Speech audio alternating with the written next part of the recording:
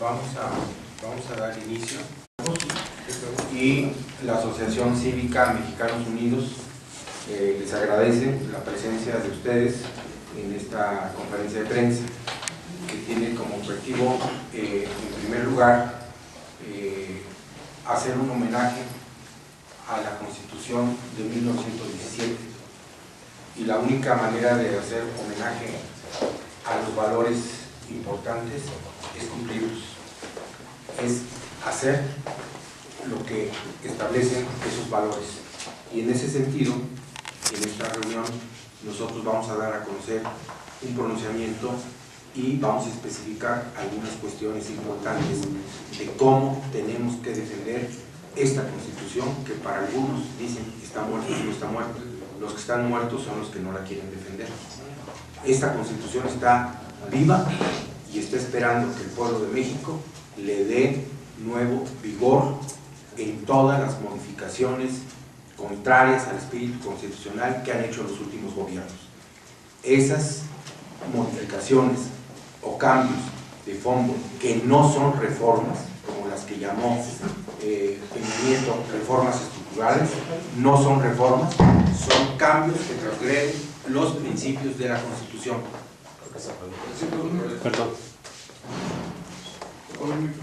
El doctor Alfredo Julián, que es un miembro distinguido de Mexicanos Unidos, pero además es un luchador de toda la vida, desde el movimiento médico de 1964, nada más para que tengan idea. Aquí, bueno, Porfirio Martínez González, también miembro de la coordinación de Mexicanos Unidos. Está el general Francisco Gallardo, que pues no necesita muchas presentaciones, todo el mundo lo conoce, un soldado de la patria, un militar ejemplar y un distinguido compañero también nuestro del movimiento de Mexicanos Unidos y amigo muy cercano de la ANAR. Está el doctor Raúl Jiménez, que es el presidente del Comité Ejecutivo de la Asociación Nacional de Abogados Democráticos, un gran abogado litigante, un profesor universitario y un mexicano también de tiempo completo en la lucha por este país. Y está el compañero Soto, que es nuestro compañero también de Mexicanos Unidos, un gran activista que defiende todas las causas que ustedes pueden imaginar que son justas, ahí lo verán a él siempre. Nada más para culminar con esta parte introductoria, los 100 años de la Constitución los vamos a celebrar defendiendo la Constitución y luchando junto con todo el pueblo que ya se puso de pie en todo el territorio nacional para que vuelva a tener plena vigencia la Constitución y dejemos sin efecto todas las modificaciones que se le han hecho en contra del espíritu de la propia Constitución. Entonces, cedo el micrófono al compañero Armando Soto para que él lea el documento central.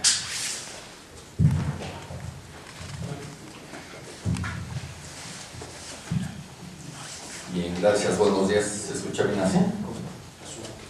Perfecto. Pongamos fin a 500 años de opresión. La patria no aguanta más. Hoy, el nivel de degradación social es más profundo que antes de la Revolución de 1910. El 84.4% de la población vive en situación de pobreza, 100.800.000 personas. De estos, 40.800.000 padecen pobreza extrema, tal como lo ha reconocido el Banco Mundial. 4.100.000 niños y adolescentes no asisten a la escuela. Así lo ha informado la ONU. La deserción escolar alcanza casi el 30% de los alumnos del nivel básico al superior. De 1982 a la fecha, el poder adquisitivo de los salarios ha disminuido un 80%. El número de quienes perciben el salario mínimo ha crecido 2 millones en los últimos 4 años y el de quienes ganan más de 5 salarios mínimos ha disminuido notablemente. Los últimos 2 millones de empleos creados son precarios, con con bajísimos salarios y sin prestaciones sociales. El INEGI ha informado que cada día mueren 20 personas por desnutrición, es decir, 7.300 al año, un verdadero genocidio económico. Son logros de los gobernantes que a partir de 1982 privatizaron más de 1.200 empresas públicas de telecomunicaciones, aéreas, ferroviarias, mineras, metalúrgicas, almacenadoras y procesadoras de alimentos. Privatizaron los ejidos para despojar de la tierra a los campesinos, y a los que no quisieron venderla los abandonaron y obligaron a competir con los agricultores estadounidenses, que reciben de su gobierno un subsidio anual de 956.000 millones de dólares. Desmantelaron el sistema de cooperativas de producción y de servicios y entregaron los bancos a los extranjeros, que hoy poseen más del 90% del capital financiero del país. Prometieron llevarnos al primer mundo, pero convirtieron a nuestro país en la tierra de violencia, inseguridad y desesperanza. Las desapariciones forzadas, los desplazamientos forzados, las fosas clandestinas, la trata de personas, el tráfico de órganos y los feminicidios se volvieron la peor pesadilla para el pueblo.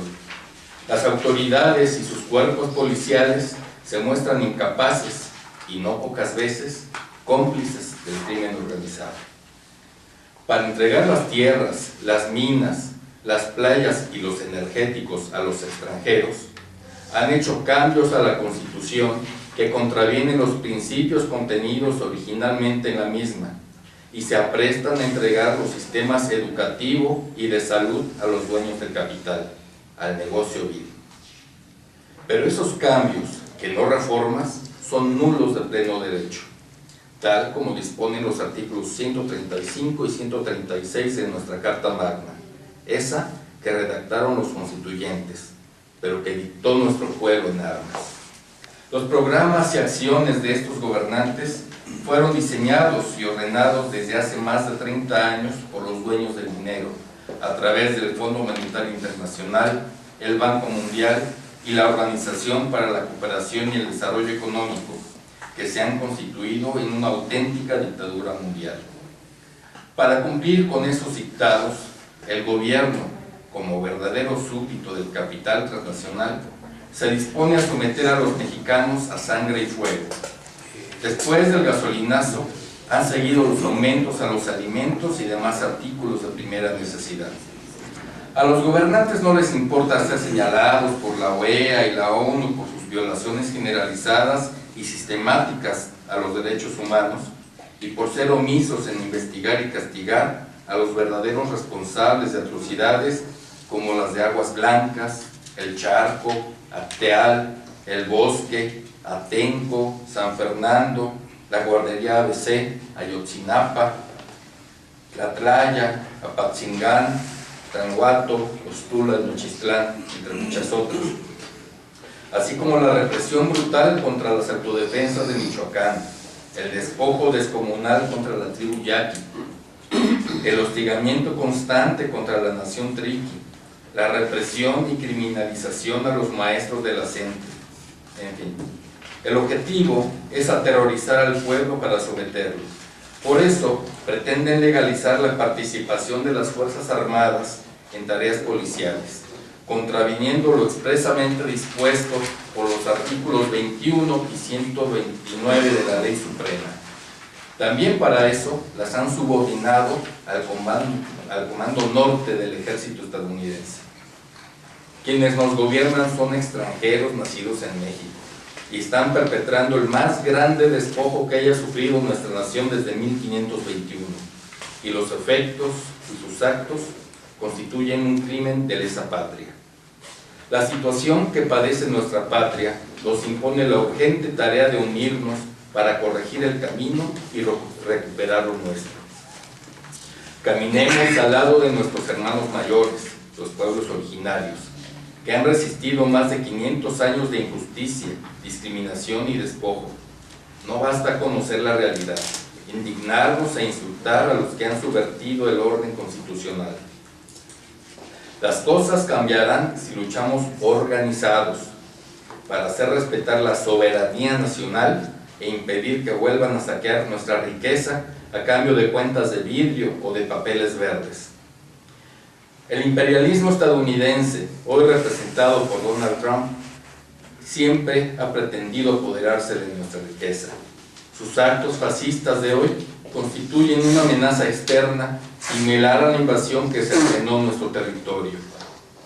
Ante esto, debemos redoblar los esfuerzos para lograr la unión del pueblo mexicano, capaz de enfrentar al enemigo que hoy nos agrede, desde dentro y desde fuera. Como lo han registrado las encuestas de varios medios de comunicación, más del 88% de los mexicanos reprobamos la gestión del gobierno encabezado por Enrique Peña Nieto. Ha llegado la hora de alcanzar la libertad, la democracia y la justicia para todos los hijos de esta maravillosa tierra. Como lo señalamos en la proclama que publicamos el 4 de junio de 2015 en un diario de circulación nacional, tenemos recursos naturales suficientes y la capacidad y el talento de millones de mujeres y hombres trabajadores en la ciudad y el campo para lograrlo.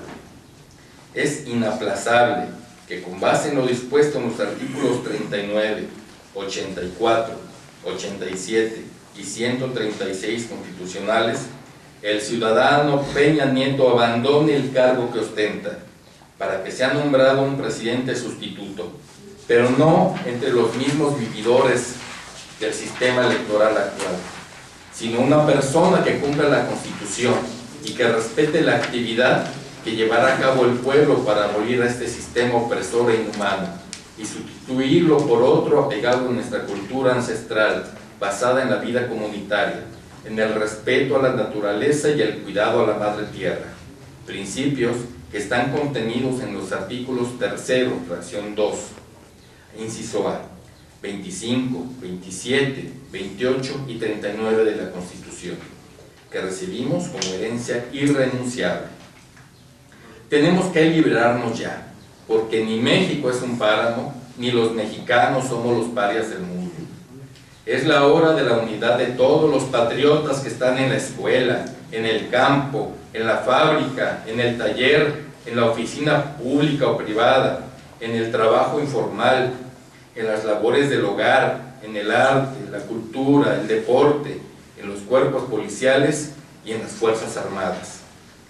Con respeto a todas las propuestas y acciones pacíficas que llevan a cabo los valientes pueblos del norte, del sur y del centro del país, avancemos en la organización horizontal coordinada de todos los movimientos y organizaciones en lucha para preparar un verdadero paro cívico nacional y otras acciones igualmente importantes para restablecer la vigencia de la Constitución y restaurar nuestra república. Sin pueblo organizado no hay democracia. Si nos quedamos cruzados de brazos, no tendremos cara para mirar de frente a las nuevas generaciones.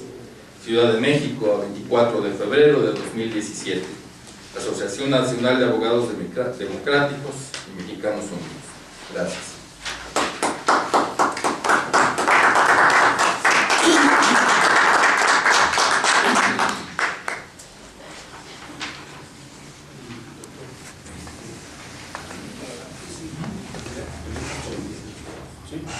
Bueno, si tienen alguna pregunta que plantear. Sí, entonces. Si no, bueno, cedo la palabra al licenciado Raúl Jiménez.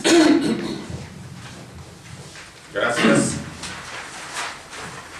Quiero recalcar ante ustedes, compañeros, compañeras de los medios de comunicación aquí presentes, que la organización que represento, la Asociación Nacional de Abogados Democráticos, AC, la ANAD, organización con 25 años de historia de lucha y de acompañamiento a los movimientos nacionales, fundamentalmente opositores, hacemos nuestro, en su letra, en su espíritu y consecuencias políticas, jurídicas, históricas, sociales y culturales, este importantísimo, trascendental documento que ha sometido a nuestra consideración la organización hermana, ideológica, política y profesional de Mexicanos Unidos.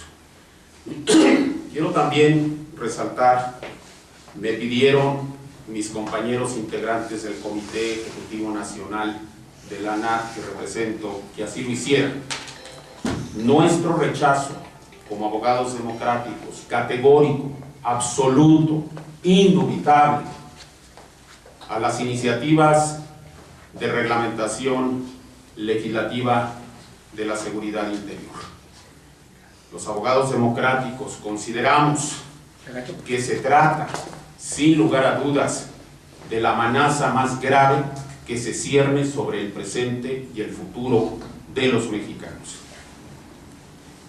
Hemos analizado estas propuestas y llegamos a la conclusión de que los diputados y senadores deben desecharlas de inmediato por notoriamente improcedentes y por atentar contra los principios fundamentales del constitucionalismo vigente en nuestro país. Y los argumentos que fundan la razón de nuestro dicho como ANAT son los siguientes. Primero, se trata de un traje a la medida, de una ley a modo, exigida por las Fuerzas Armadas para legitimar lo que no puede ser legitimado ni convalidado: la presencia inconstitucional del Ejército, la Marina, las Fuerzas Armadas durante 10 años a lo largo y ancho de nuestro país.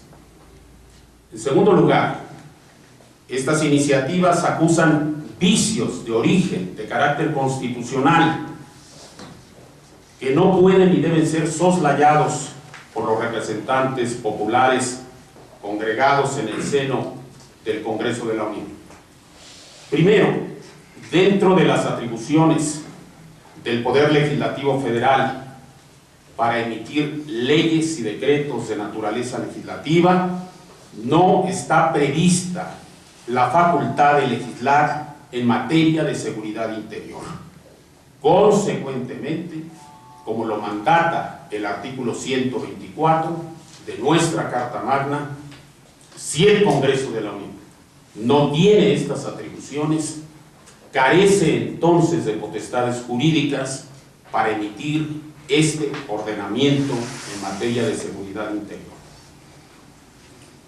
Los dos argumentos expuestos en el maravilloso texto de posicionamiento mediático histórico de los hermanos de México, de Mexicanos Unidos, son totalmente nuestros. Esta iniciativa transgrede, violenta flagrantemente el artículo 21 constitucional. Este precepto de la ley fundamental de los mexicanos establece que la seguridad pública está encomendada de manera exclusiva y excluyente a las autoridades civiles. A través de esta legislación se pretende ni más ni menos que las Fuerzas Armadas asuman bajo la cobertura del Congreso de la Unión tareas que no les competen en forma alguna. Se viola también el artículo 129 de esta ley fundamental que rige los destinos de la nación. En este precepto se marca con toda exactitud que en tiempos de paz ninguna autoridad militar puede tener mayores atribuciones que las que estén estrictamente conectadas o vinculadas con la disciplina castrense. Y esto no tiene otra connotación que aquella que se encierra en esta afirmación categórica e irrevertible. En tiempo de paz, los militares tienen que estar en sus cuarteles y guarniciones. Por otro lado, nos oponemos frontal, categóricamente, y como ANAT invitamos a ciudadanos y organizaciones civiles a que lo hagan así, en contra de esta iniciativa de ley de seguridad interior, porque transgrede tratados internacionales alusivos a los derechos humanos. violenta los criterios jurisprudenciales de la Corte Interamericana de Derechos Humanos, que han derivado de casos justamente relacionados con el Estado mexicano. En el caso Rosendo Radilla Pacheco, en el caso de los campesinos ecologistas de la Sierra de Petatlán en Guerrero, en el caso de las indígenas de la etnia Mepá de Guerrero, violadas por miembros de las Fuerzas Armadas, los jueces de la Corte Interamericana señalan que en general y en particular para el Estado de México, las Fuerzas Armadas tienen que regresar a los cuarteles y no pueden llevar a cabo tareas o funciones directa o indirectamente relacionadas con la seguridad pública de los mexicanos.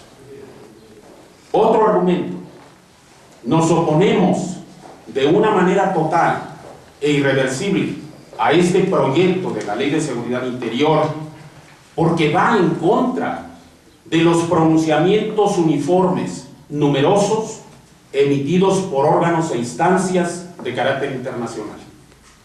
El Alto Comisionado de Naciones Unidas para Derechos Humanos, el Relator contra la Tortura, el Relator para Desapariciones Forzadas, el Consejo de Derechos Humanos, la Comisión Interamericana de Derechos Humanos y otros órganos especializados en la tutela y protección de los derechos humanos a nivel internacional han dicho con énfasis agregado: los militares no pueden tener a su cargo funciones ni tareas de seguridad pública y el gobierno de Peña Nieto debe abocarse a la programación, a la hoja de ruta del regreso de los militares a sus cuarteles. Hay una razón de mayor peso específico para decir no categóricamente a este proyecto inconstitucional y violatorio de derechos humanos.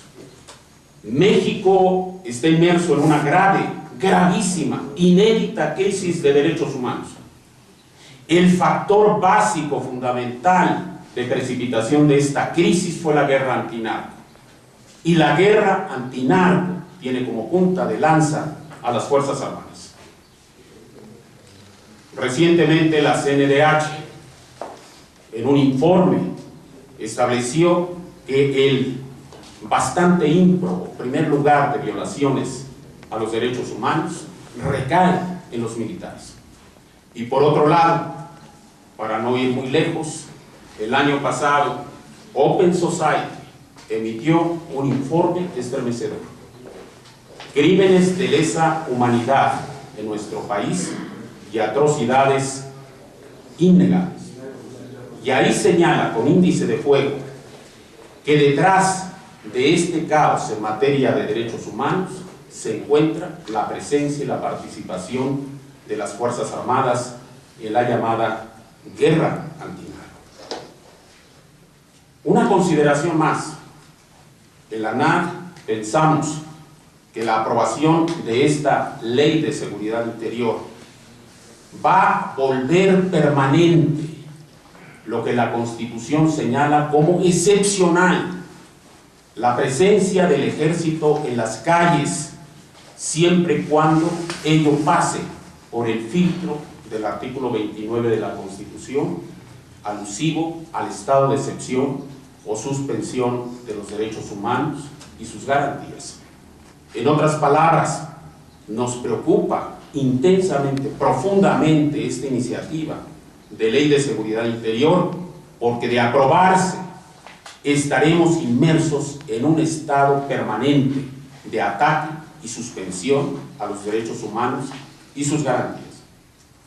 Dos consideraciones más para concluir. Una en términos de asertividad de las acciones del ejército.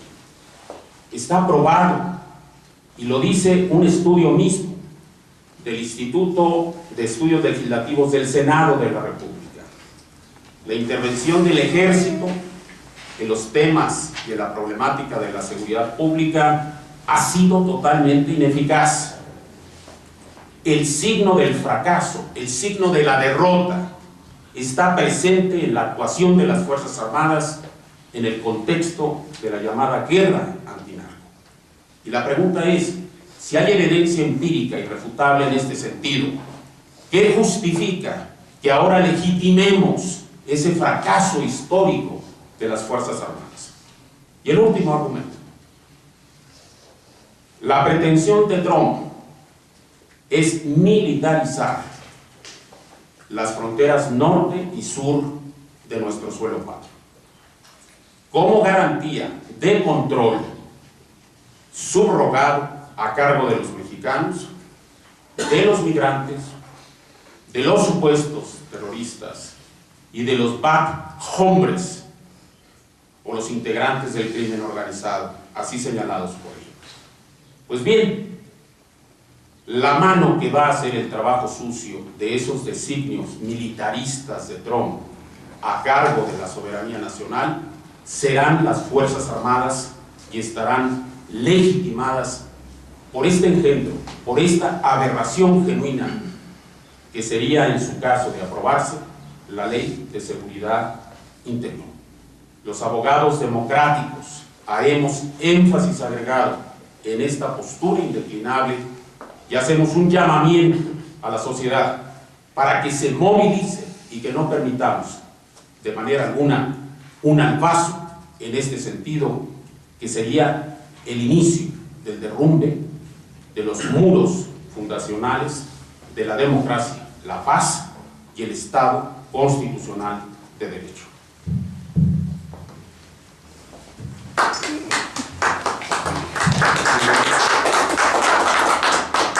¿Alguna pregunta de los compañeros de los medios?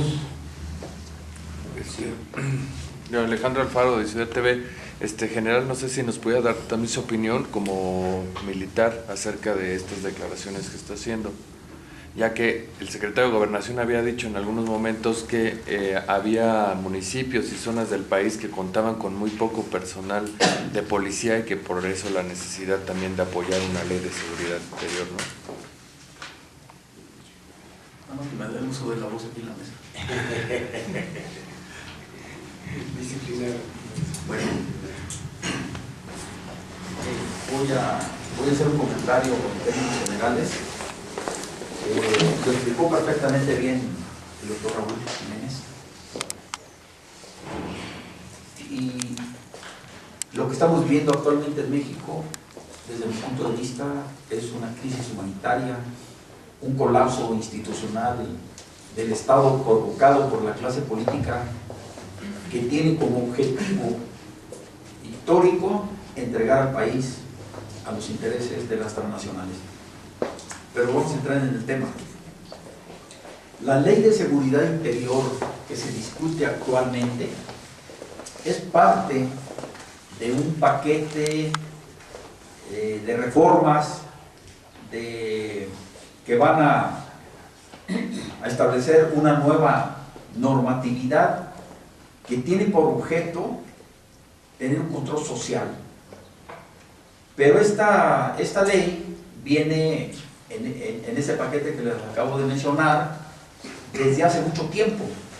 La firma del Tratado de Libre Comercio, la firma de la Alianza para la Seguridad y Prosperidad de América del Norte, la Iniciativa Mérida y el Tratado Transpacífico que firmó Peña Nieto. Y todo esto que yo les estoy mencionando tiene sus vertientes y sus asegúnes. Por ejemplo, el Tratado de Libre Comercio abre las fronteras, quita los aranceles, somete la soberanía alimentaria del país a los intereses de las transnacionales, digo por decir lo menos. Luego viene la Alianza para la Seguridad y Prosperidad de América del Norte, que tiene que ver con el tema de energía, que no se tocó en el Tratado de Libre Comercio. Se abre a las transnacionales, pero cuando los que nos dedicamos a esto comenzamos a leer lo que trae ese tratado, nos están informando o describiendo una situación que ya está hecha, o sea que ya está en actividad.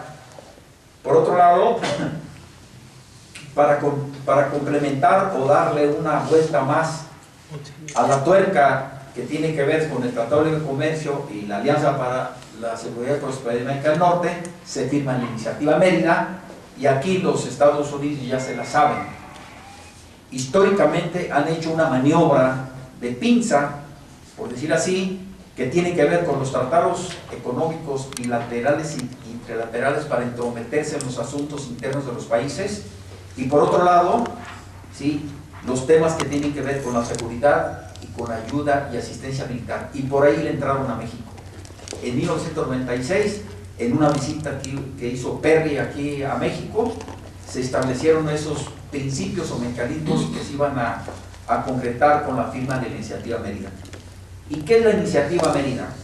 La Iniciativa Mérida tiene involucradas varias situaciones que es un reflejo de lo que pasó en el Plan Colombia.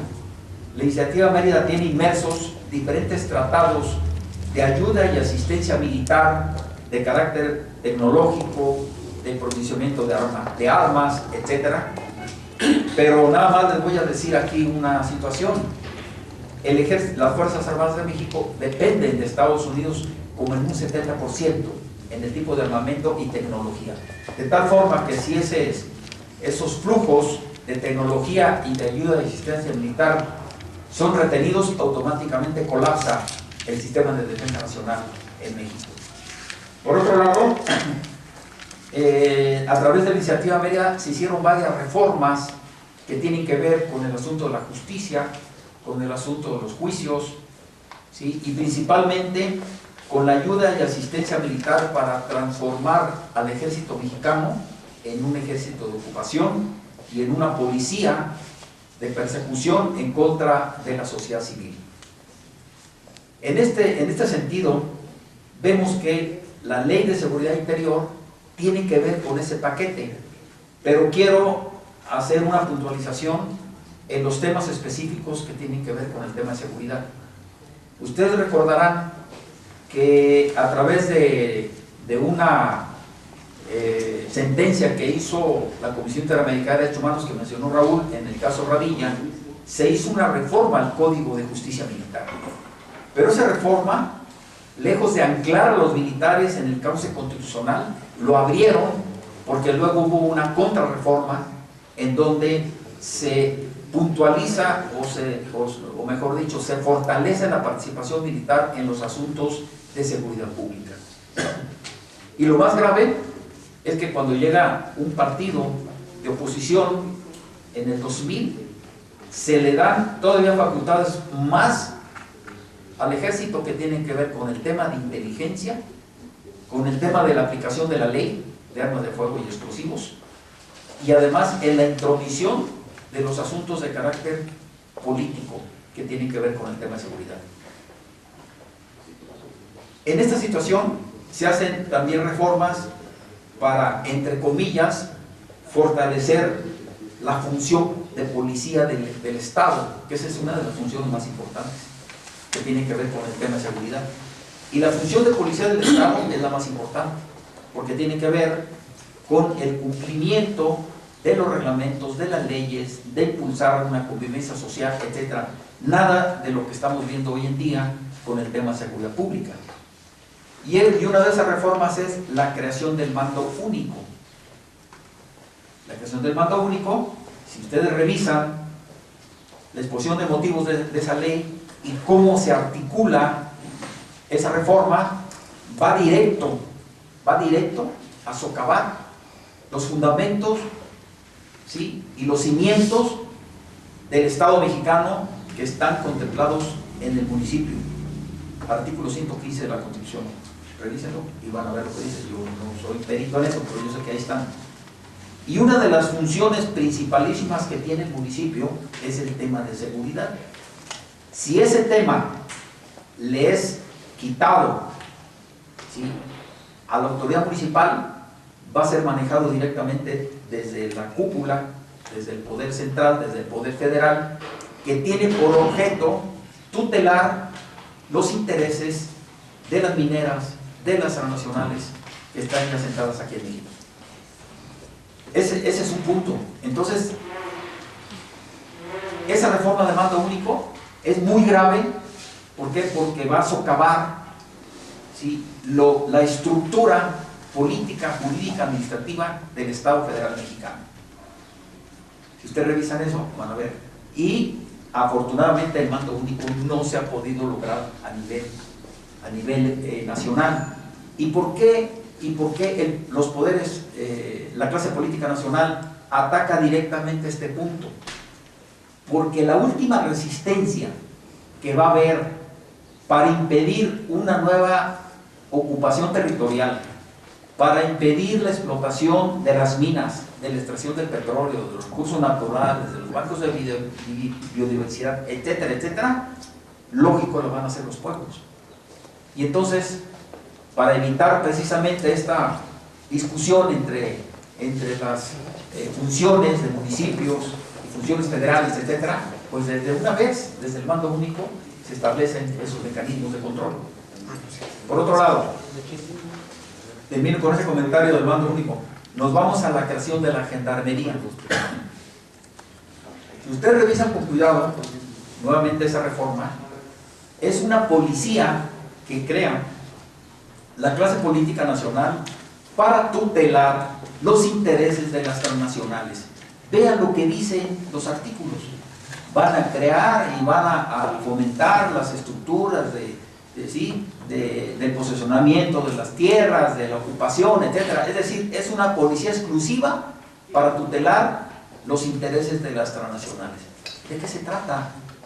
¿De qué se trata? Como yo les dije, es un paquete de reformas constitucionales, de reformas legales, que tienen por objeto la entrega del país a través de la violación a la Constitución en sus artículos principalísimos que le permiten a la Constitución mexicana ser una Constitución de carácter social. El artículo 25, el 27, el 28, el 123, etcétera, etcétera. Pero lo que yo les quiero decir es que no estamos perdidos. La misma Constitución previene en los artículos respectivos que se debe restituir y se debe restaurar. Y una vez restaurada, ¿sí?, se tiene que tomar acción para ir en contra de aquellos que violan la Constitución. Se mencionó aquí también, mencionó Raúl, el asunto de las indígenas que fueron encarceladas.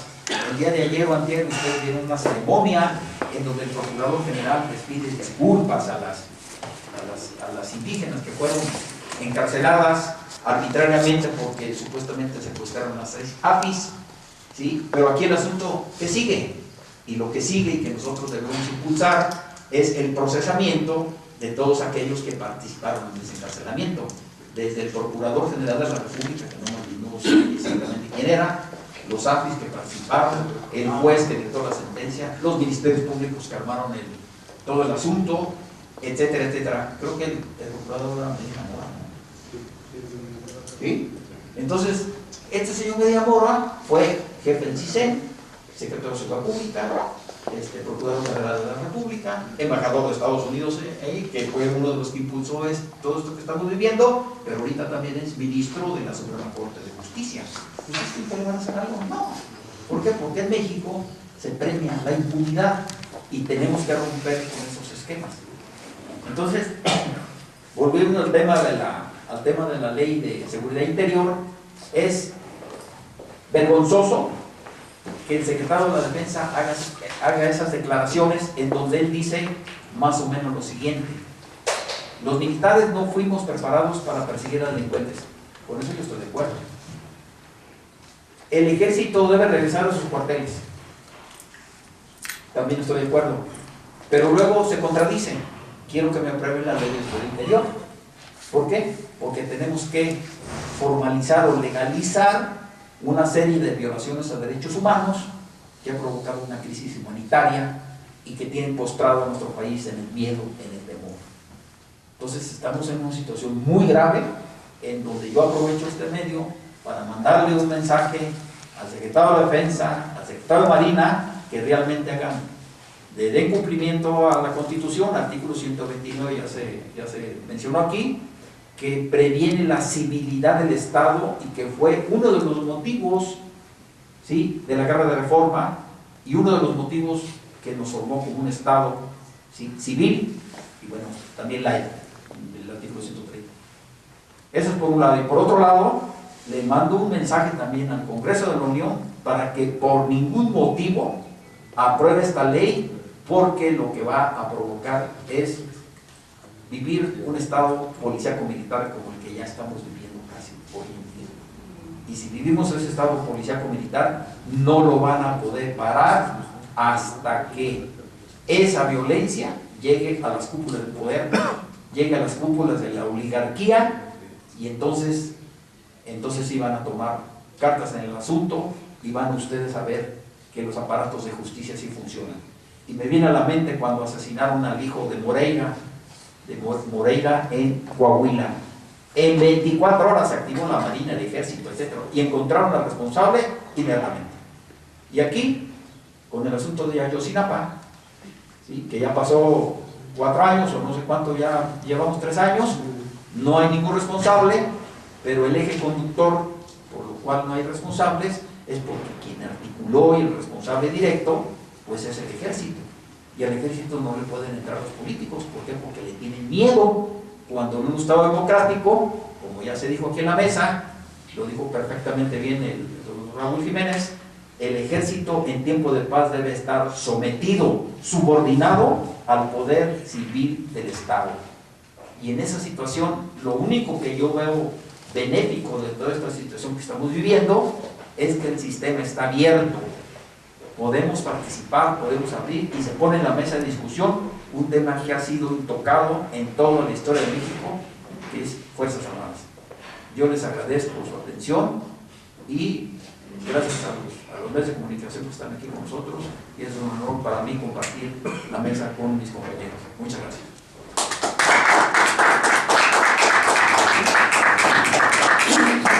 Una pregunta.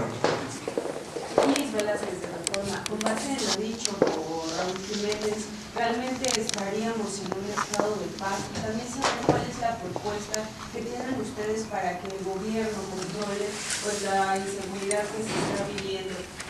Mencionaron una serie de casos en donde militares, las Fuerzas Armadas, han violado los derechos, y esto porque es de falta de capacitación al ejército. ¿Cuáles son las razones de todas estas cosas?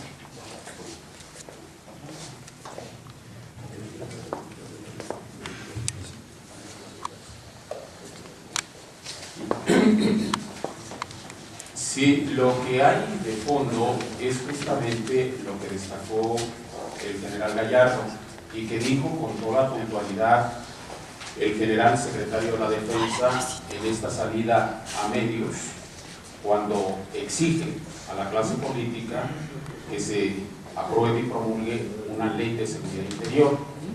Las Fuerzas Armadas no están organizadas para enfrentar delincuentes. Las Fuerzas Armadas operan sobre la base de una misión, una visión, una lógica y dinámicas de trabajo bélico. Son Fuerzas Armadas para contender en el campo de batalla.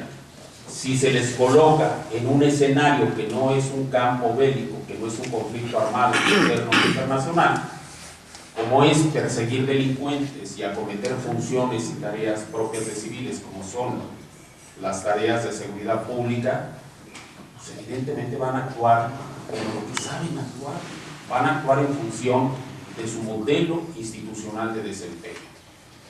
Y eso precisamente ha sido destacado por los organismos internacionales, fundamentalmente por el Alto Comisionado de Naciones Unidas en Derechos Humanos. El ejército no puede estar cumpliendo tareas de seguridad pública, primero, por un concepto básico de sociedad democrática.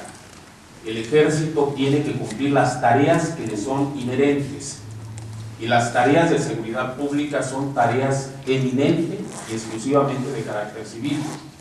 Y por otro lado, el propio Alto Comisionado de Naciones Unidas en materia de derechos humanos ha subrayado que es absolutamente improcedente y tremendamente peligroso que las Fuerzas Armadas lleven a cabo esa función para la cual no están facultadas constitucionalmente, precisamente porque no es aquello para lo cual están capacitadas.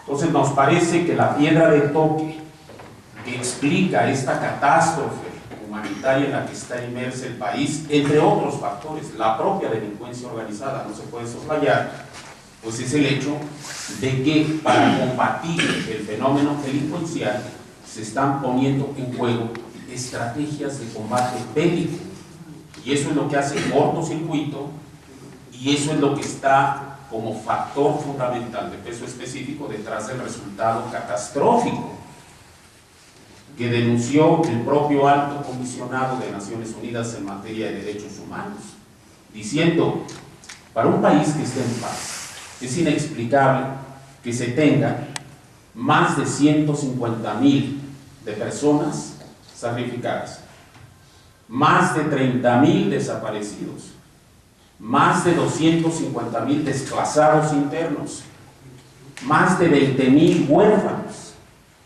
Y el Señor se quedó con los ojos cuadrados. Si ustedes están en tiempo de paz, el resultado que está a la vista es una cosa que solamente deriva de la existencia de un problema de carácter militar. Entonces creemos por ello justamente que la alternativa de legitimar la militarización de la seguridad pública y el combate a la delincuencia normal u organizada no es la que se está planteando vía la Ley de Seguridad Interior, que a nosotros como abogados democráticos nos parece que responde a esta visión autoritaria del pensamiento único. Solo hay una única forma de ver la realidad. La realidad es unidimensional y consecuentemente no hay de otra. Sí, pero ese modelo de pensamiento en primer lugar está absoluta y definitivamente derrotado, derrumbado, defenestrado. Hoy lo que impera es la multidimensionalidad, la complejidad de la realidad. Pero además de eso, otras instituciones han aportado modelos de solución a la problemática de la seguridad pública que no pasan por la militarización. Y ahí está el estudio, importantísimo, extraordinario, de nuestra alma mater, la Universidad Nacional Autónoma de México, donde plantea una estrategia no militar, una estrategia no represiva, no fundada en modelos de combate en conflictos armados internos e internacionales, para entrarle al tema y al problema de la seguridad pública. Por eso, antes de aprobar esta ley, se tiene que ventilar el qué está detrás de la misma.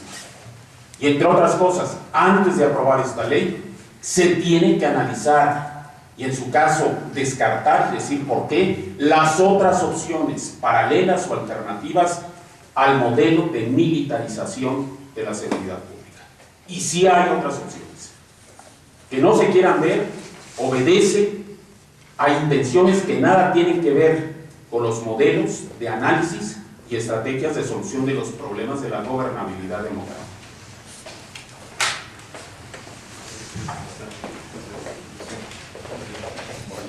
Sí, adelante. Perdón, un segundo. Bueno, el comentario es sin duda, pero te quiero dar mi opinión. Mira, si nosotros revisamos la historia, México vivió la mayor parte de su historia a través de un partido de Estado. Y ese partido de Estado, siempre que tuvo un atorón, un problema, recurrió a las Fuerzas Armadas. Y estamos viendo ahí el asesinato del General Serrano, el asunto de los médicos en el 64, la matanza estudiantil de 1968, la guerra sucia de los 70, bla, bla, bla, etc. A ver, ahora, hay estudiosos de la ciencia política que dicen que la seguridad pública de un Estado que no está definida en esa ley, ahí habla de otra cosa, menos de seguridad interior. Además, el Congreso no tiene facultad para legislar sobre ese tema, porque la autoridad únicamente puede hacer lo que la ley le ordena, y la Constitución no ordena eso, ordena sobre seguridad nacional, pero no sobre la seguridad interior. ¿Sí? ¿Por qué? Porque la seguridad interior es un asunto que está subsumido en la seguridad nacional y que es una facultad exclusiva, como ya se dijo aquí, exclusiva de la autoridad civil. Aquí hay una responsabilidad gravísima de la autoridad civil, porque en casi 200 años que tenemos de ser un país independiente, entre comillas, no tenemos una policía con las características que dice el artículo 21, civil.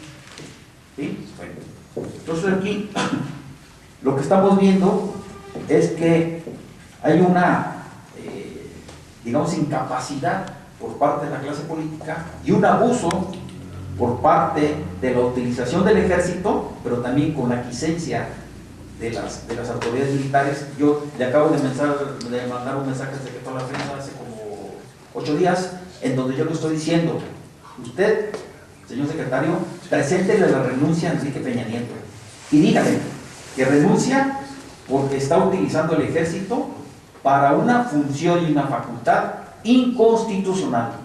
El ejército tiene una misión fundamental: defensa nacional, nada más. Tutelar la soberanía y la integridad territorial, nada más. Y para eso, la Constitución le dice: debes estar en tus cuarteles preparándote para esa función. Artículo 129. Entonces aquí lo que estamos viendo es una perversión y una utilización de las instituciones para otra cosa para la que fueron creadas. Eso es la cobija o el paraguas bajo el cual está actuando el Estado, mejor dicho, la clase política nacional.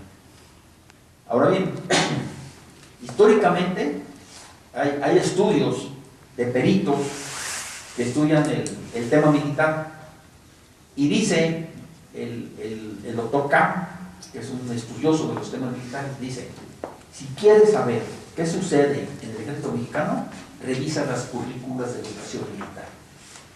Y en las currículas de educación militar, la capacitación, adiestramiento, equipamiento, adoctrinamiento del ejército mexicano va enfocado al orden interno.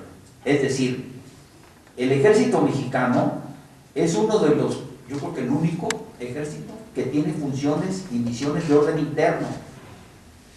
¿Por qué? Porque eso lo creó un partido de Estado. Ya hay una propuesta en el Congreso que se presentó en donde las misiones del ejército deben ser reformadas y quitarle esa función de orden interno. Lo que yo comentaba hace un momento, el sistema está abierto y en esa apertura se pueden hacer esas reformas y esas modificaciones, porque lo que es obvio, que ya lo mencionó Raúl, si la activa participación de los militares tuviéramos nosotros una suma o resultados de seguridad pública, ¿cuál es el problema? Esa es la solución, pero es a contranatura. Eso nos ha permitido, o sea, la actuación militar en los asuntos de orden interno, que son exclusivos de la autoridad civil, ha provocado una crisis humanitaria, un rompimiento de la institucionalidad del Estado y del orden jurídico nacional. ¿Por qué? Porque esta ley de seguridad nacional, de seguridad interior, perdón, ¿sí?, tiene un toque de seguridad nacional en donde cuando los militares violen derechos humanos, se van a arropar con la seguridad nacional y ahí no puede entrar. ¿Sí me explico? Y entonces, ¿qué va a pasar? Vamos a promover y a provocar más impunidad, que esa es una de las lacras, junto con la corrupción, que no nos permiten tener un Estado democrático. No sé si contesté. Compañero por allá atrás. Miren, dos preguntas. ¿De qué medio? Red de Redes, Andrés Luis. Miren, dos preguntas. Una es en este sentido. Me parece inédito la presencia del secretario de Marina y del Ejército en esta visita que hicieron los dos altos funcionarios del gobierno norteamericano. Parece inédito, la pregunta sería ¿por qué? Y la otra sería, Trump ya ha anunciado incluso varias veces en torno de Roma o no, pero incluso en la llamada que sí fue, pero que no fue, señaló la posibilidad de mandar tropas a México. Ya lo ha dicho. Ayer todavía dijo que en el orden militar se iban a hacer los deportaciones. Entonces, en ese escenario de la Constitución muy clara en cuanto al papel de Egipto para resguardar la soberanía, si está tan ocupado en el orden interno, no sé si esté preparado, y esa es la pregunta: ¿estará preparado, abogado, el Ejército para esa posibilidad? ¿Tendrán ese escenario? Porque Trump ya lo ha dicho, y decía un corresponsal que ha estado en Washington permanentemente, que entrevistó a Carmen Aristegui, y decía: si está diciendo eso es porque lo va a hacer, como yo lo conozco, dijo el corresponsal, independientemente que sea habladuría o no. Yo supongo que la inteligencia militar estará contemplando eso. Mi pregunta sería si está preparado el Ejército para esa posibilidad, para ese escenario, aunque sea posible o no, pero ya mencionado en varias ocasiones.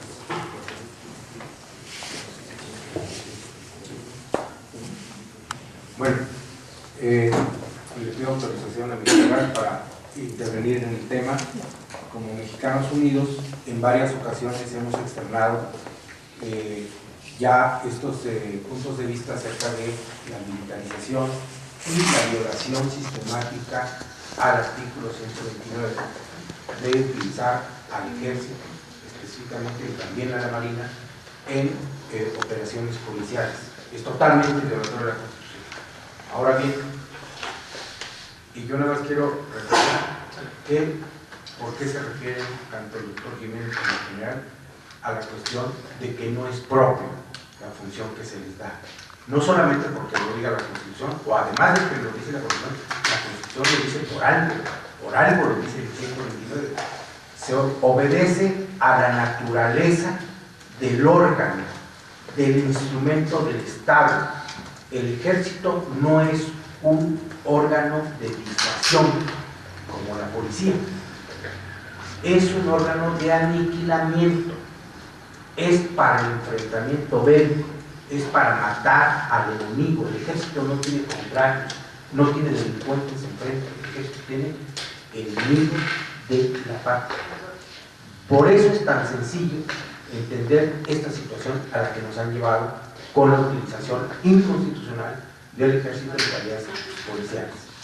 Pero además, si Trump quiere mandar soldados gringos nuevamente, como lo hicieron hace algunos años, que nos quitaron la mitad del territorio, pues no hay que preguntarle al secretario de la Defensa Nacional, hay que preguntarle a los mexicanos qué vamos a hacer, porque este país no es ni del gobierno ni del ejército, este país es de los mexicanos y nos tenemos que preparar para defender al país todo lo que tenemos, toda la inmensa riqueza que por fortuna todavía tenemos, la tenemos que defender, y para eso estamos llamando nosotros a defendernos, a organizarnos. Por eso nosotros no planteamos, lo han dicho muy bien el general y el doctor Jiménez, tenemos que exigirle a los órganos del Estado que cumplan con sus funciones, y si no cumplen, como no lo han hecho últimamente, ¿qué hacemos? ¿Vamos a esperar eternamente? No, por eso estamos planteando, si no cumplen, si no acatan la Constitución, se tienen que ir de inmediato, y el pueblo de México se tiene que organizar conforme a lo dispone el propio artículo 136 de la Constitución, para que le devuelva la vigencia, restablezca la vigencia de la Constitución y se organice el país de una manera más justa y más correcta, conforme al propio articulado de la Constitución. El país es de los mexicanos, lo tenemos que recuperar y tenemos que poner las cosas en orden constitucional, sin obedecer los mandatos de los grandes centros de poder económico internacional. ¿Qué es lo que ha hecho el gobierno en los últimos 35 años? Ponerse de rodillas frente al poder económico internacional y brindarles todos los recursos nacionales, empezando por el dinero, ya lo vimos, el 90% del capital financiero, las playas, las minas, toda la riqueza del país. Entonces, esa es la tarea que tenemos enfrente de los mexicanos, exigirle a las autoridades. Pero si las autoridades no cumplen, hacer a un lado a las autoridades y el pueblo de México organizarse para hacer cumplir la Constitución. Eso es lo que tenemos que preparar. A la pregunta de si estamos preparados o no. Mira, ya se mencionó aquí que lo que nos rige a nosotros como mexicanos es un orden constitucional, y el orden constitucional va bajando en las diferentes leyes, reglamentos, etc. Me voy a referir en específico a los reglamentos militares que pues, son desconocidos, ¿no? Hay una parte de un manual que se llama Manual de Operaciones en Campaña que dice lo siguiente: en caso de una invasión o de una agresión del exterior, el ejército mexicano se transformará en una guerra de guerrillas. En una guerra de guerrillas nos dio la independencia, nos dio la reforma y nos dio la revolución, es decir, el pueblo en armas. Ahora bien, ¿qué se necesita para que ese ejército armado o las armas del pueblo tengan el apoyo en una guerra de guerrillas, el apoyo de la población, es decir, el agua al pez. ¿Qué va a pasar ahora que el ejército ha sido señalado por violaciones a los derechos humanos y vamos a suponer que se levanta y se transforma en guerrilla y se va a Guerrero y le va a decir, ¿sabes qué? Ya nos invadieron, apóyame? ¿Se lo van a apoyar? Claro que no. ¿Por qué? Porque el ejército ha menguado a su población y tiene como enemigo a su población. Entonces aquí, esto que yo le estoy mencionando, en Estados Unidos, las fuerzas militares y la inteligencia de Estados Unidos lo saben perfectamente bien. Ellos saben, sí, que en una situación el ejército mexicano no está preparado para ello. Además, las unidades blindadas que existen en México no son operativas para la orografía de México, y todos esos tanques de guerra y todo eso no nos va a servir para nada. Pero eso le conviene a Estados Unidos artillar y armar al ejército mexicano. Y a mí lo que me llama la atención, mencionabas tú inteligencia militar, pues no hay inteligencia militar, hay espionaje militar. En México no hay inteligencia, ni civil ni militar, hay espionaje. Entonces, lo que nos ha quedado claro, que la única arma que tenemos en México para defendernos es la caballería, no porque yo sea de caballería, la caballería. Ahí está la revolución, está la independencia, está la reforma, los caballos. ¿Por qué? Por la orografía que tenemos en México. Entonces aquí, volviendo al punto, para mí, como militar y como general del ejército, me avergüenza que el ejército mexicano no esté preparado para repeler una agresión. Así de fácil y de sencillo. Y todavía nos vamos a las currículas de educación.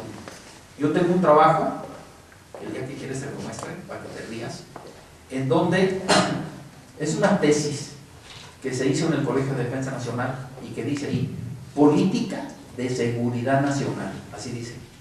Y tú la abres y en la primera página tiene como 20 faltas de ortografía. Y luego lo empiezas a leer el primer capítulo y se habla sobre el tema, pero luego te vas y ves sector estudiantil, sector sindical, sector magisterial, y tú le buscas y le buscas y no hay nada. La máxima amenaza que tenemos en México, y está demostrado, es Estados Unidos. Nos quitaron la mitad del territorio nacional y ahora quieren todo lo demás. Entonces, el ejército mexicano no está preparado, ni la marina. La marina mexicana está contemplada como una guardia costera, a comparación de una flota, la cuarta flota, la última que se creó. La sexta flota, la que se reivindicó. La cuarta flota que pertenece al Comando Norte. Esa flota trae más aviones que la Fuerza Aérea Conjunta de varios países de América Latina. Tiene barcos atómicos, pero eso sí tiene un barco hospital para atender derechos humanos, eso ni lo dudes. Tiene aviones, torpedos, acorazados, etc. Es decir, nada más una flota de Estados Unidos que tiene 7, la cuarta flota, tiene más equipo y más armamento que varios ejércitos de América Latina. Digo, no es para que digas. Entonces, ¿cómo vamos nosotros a defendernos con una invasión? Transformándonos, mimetizándonos en el terreno con una guerrilla y con el apoyo de la gente. Y para eso no estamos preparados. Yo te puedo asegurar que el Estado Mayor Presidencial y los generales del terciopelo y los del Estado Mayor de la Defensa Nacional, si los mandas a Cosca y Chapultepec, se pierden. Y los marinos, si se van al lado de Chapultepec, a lo mejor se hunden. Así de ese tamaño estamos. ¿En serio? ¿En serio? Mira, nada más le pongo un ejemplo y con eso termino. En una ocasión me mandaron a hacer una búsqueda de un batallón de cadetes que se perdieron en la Jusco. Se perdieron en la Jusco. Y yo fui, los encontré. Y entonces yo le digo al comandante del cuerpo de defensa, un coronel del ejército, le digo, oiga, ¿pero cómo se perdió? Nos perdimos. Le digo, mire, Si ustedes se paran en la noche aquí, va a ver el resplandor de la Ciudad de México de qué lado. Usted camina para aquel lado y llega a la Ciudad de México. ¿Cómo que se perdió? En serio que se perdieron, ¿eh? Y se perdieron con 800 cadetes.